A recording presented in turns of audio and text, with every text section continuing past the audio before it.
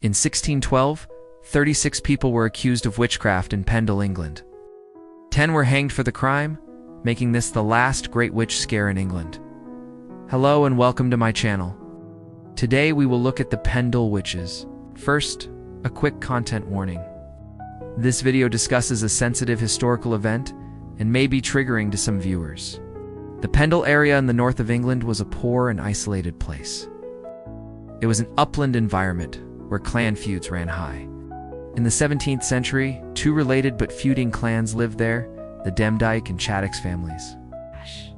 Their matriarchs were Elizabeth Old Demdike Southerns and Chattox Whittle.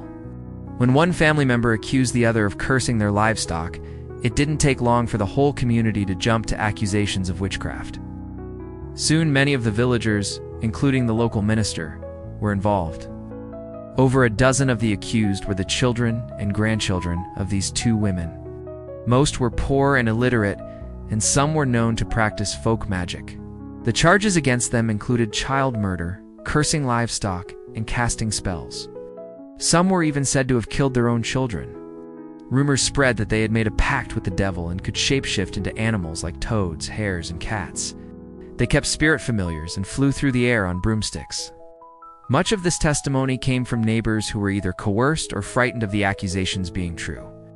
In August 1612, those accused were brought to trial at Lancashire assizes.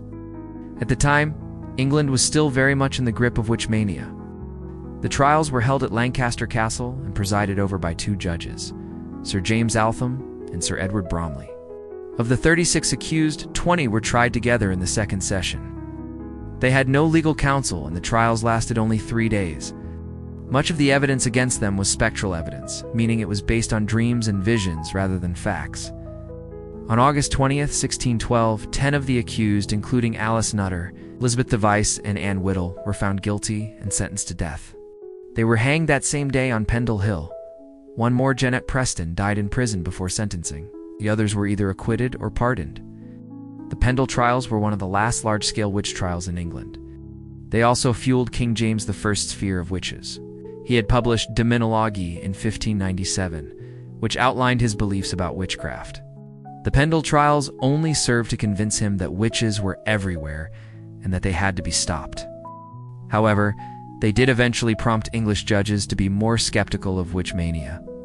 By the end of the century, the belief that witches could be identified by their physical appearance, or that they could confess to crimes they didn't commit, led to legal reform.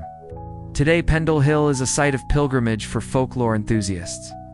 The story of the Pendle Witches has inspired numerous books, plays, films, and TV shows, including The Witchfinder and Lunatown.